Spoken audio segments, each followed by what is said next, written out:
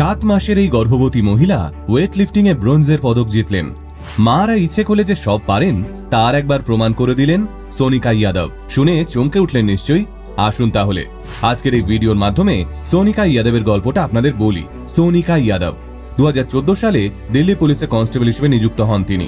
চাকরিতে ঢুকেই মজনুকা টিলা অঞ্চলের বিট অফিসারের দায়িত্ব পান সোনিকা। সেখানে তিনি অ্যান্টি ড্রাগ ক্যাম্পেইন চালিয়েছিলেন এবং সেখানকার সাধারণ মানুষকে ড্রাগ আসক্তির ব্যাপারে সচেতন করেন।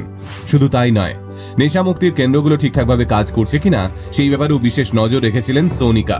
চাকরি পাওয়ার কয়েক বছর পরেই বিয়ে করেন সোনিকা। সোনিকা ছোট থেকেই খেলাধুলো করতে ভালোবাসতেন। নিয়মিত ওয়েট লিফটিং করতেন সোনিকা।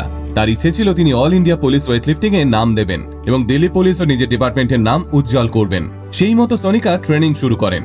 জোর কদমে ট্রেনিং করছিলেন সোনিকা।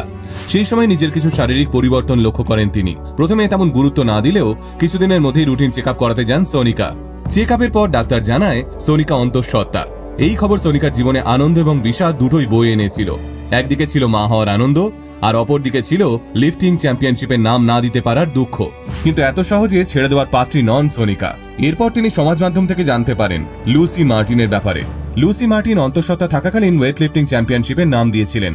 এই খবর জানার পরেই সোনিকা ইনস্টাগ্রামের মাধ্যমে লুসি মার্টিনের সঙ্গে যোগাযোগ করেন এবং বিস্তারে আলোচনা করেন। লুসি ও সোনিকাকে সব রকমভাবে সাহায্যের হাত বাড়িয়ে দেন। তিনি ডায়েট থেকে শুরু করে রোজকার শরীরচর্চার প্ল্যান পুরোটাই জানিয়ে দেন সোনিকাকে। সোনিকা এরপর তার ব্যক্তিগত ট্রেনার এবং ডাক্তারের পরামর্শ নেন। তারা দুজনে সোনিকার জন্য স্পেশাল ট্রেনিং এবং ডায়েট চার্ট বানান। আর তারপরেই শুরু হয় সোনিকার দ্বিতীয় ইনিংস। এই সময় অনেকেই সোনিকাকে ট্রেনিং করতে বারণ করেন, কিন্তু সোনিকা কারোর কথায় পাত্তা না দিয়ে নিজের ট্রেনিং এ মনোযোগ দেন। 2024-25 সালের all India police weight lifting চ্যাম্পিয়নশিপের আসর বসেছিল অন্ধ্রপ্রদেশে। তখন সোনিকা 7 মাসের অন্তঃসত্ত্বা। কিন্তু তিনি যখন চ্যাম্পিয়নশিপে পারফর্ম করছিলেন তখন কেউই ঘুণাক্ষরেও টের পায়নি। সোনিকা পেটে 7 মাসের বাচ্চাকে নিয়ে কম্পিটিশনে লড়ছে। সোনিকা ইয়াদব সমস্ত কম্পিটিটরদের সঙ্গে কাঁধে কাঁধ মিলিয়ে লড়েছিলেন। 145 কেজি ওজন তুলে সোনিকা একটি দুর্লভ দৃষ্টান্ত স্থাপন করেন। সোনিকা শুধু কম্পিটিশনে লড়লেনই না, তিনি তাবর তাবর ওয়েট লিফটারদের হারিয়ে all India police weight lifting চ্যাম্পিয়নশিপের মঞ্চে ব্রোঞ্জ মেডেলও জিতলেন। তবে এই লড়াইটা অতটাও সহজ ছিল না সোনিকার কাছে। পাড়া প্রতিবেশী এবং আত্মীয় স্বজনদের বাধা উপেক্ষা করে প্রতিদিন নতুন উদ্যমে ট্রেনিং করে গেছিলেন সোনিকা।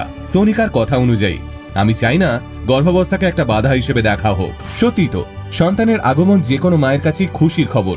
আর সেই সময় একজন মা খুব ভালো করেই জানেন কিভাবে তার সন্তানকে পেটের ভিতরে প্রতিপালন করতে হয়। এই অনুভূতি একজন মা ছাড়া আর কেউই বোঝেন না। সন্তানের ক্ষতিও কোনো মাই চান না, সোনিকাও চাননি।